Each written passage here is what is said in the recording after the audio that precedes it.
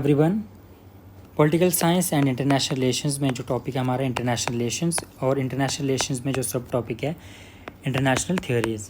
तो international theories में सबसे पहले आइडियलिज़म, उसके बाद जो लिबरलिज़म, उसके बाद रियलिज़म, और उसके बाद जो कुछ थ्योरीज़ हैं। लेकिन जो लिबरलिज़म और रियलिज़म की जो डिबेट है वो कोर माना जाता है इंटरनेशनल रिलेशंस में, जो थ्योरीज़ की बात की जाती है जहाँ तक।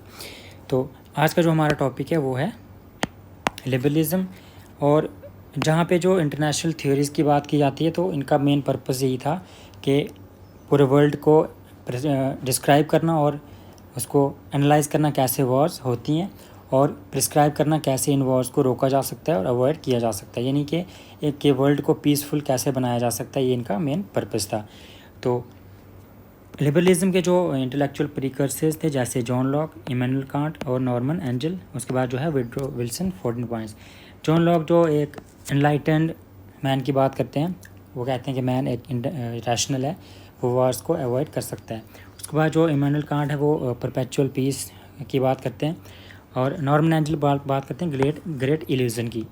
ग्रेट इल्यूज़न में वो बोलते हैं कि कोई भी दो कंट्रीज़ अगर वो वॉर कर रही हैं तो दोनों का नुकसान है, जो हारती है उसका तो नुकसान होगा ही, लेकिन जो वॉर जीत जाती है उसको लगता है कि उसका फ़ायदा हुआ है, लेकिन एक्चुअल में उसका भी नुकसान ही हुआ होता है, वॉर से किसी का भी फ़ायदा नहीं होता।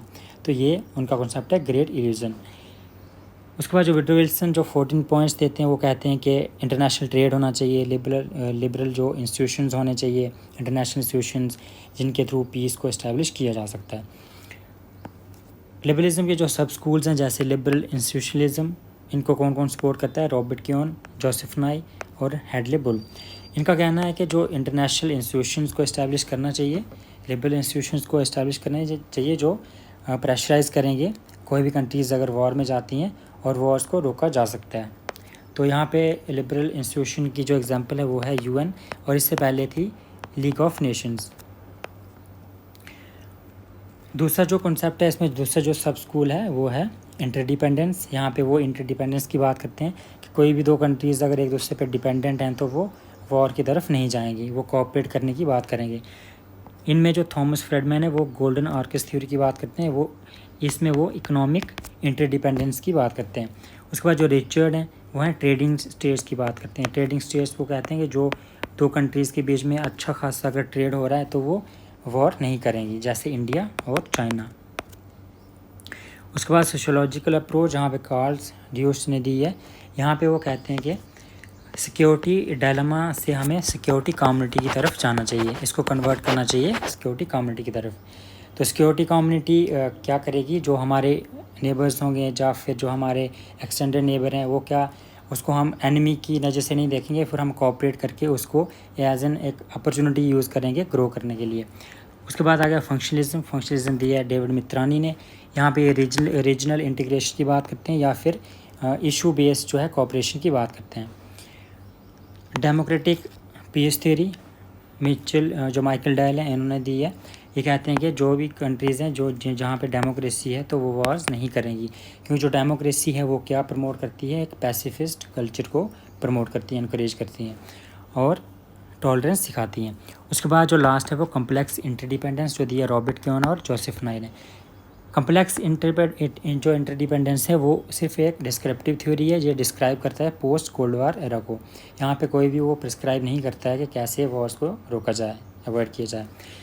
इसके बाद जो सक्सेसफुल एग्जांपल्स हैं लिबरलिज्म की वो हैं यूरोपियन यूनियन और जो पोस्ट वर्ल्ड वार एरा है, जहाँ पे लिबरलिज्म काफ़ी फेमस हो गया था।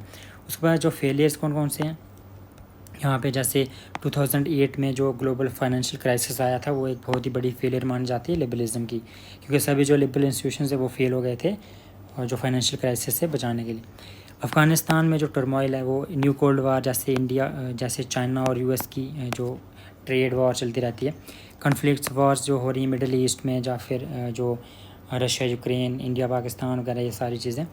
उसके बाद जो डेमोक्रेटिक पीस थ्योरी जो बोलते हैं कि वो कुछ भी नहीं है, सिर्फ एक वेस्टर्न आइडियोलॉजी है, क्योंकि यहाँ पे अगर इंडिया और पाकिस्तान की एग्जांपल है तो दोनों क्या हैं? डेमोक्रेटिक कंट्रीज़ हैं, और लेकिन फिर भी यहाँ पे वॉर्स की सिचुएशन बनी रहती है।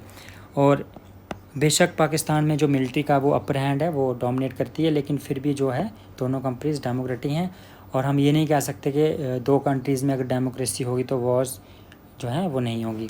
उसके बाद जो प्रॉक्सी वार्स का टाइम चल रहा है, साइबर वारफेयर जो आज के टाइम में बहुत ज़्यादा फेमस हो चुका है। तो ये था लिबरलिज़म का एक शॉर्ट वीडियो, और नेक्स्ट वीडियो हम देखेंगे रियलिज़म।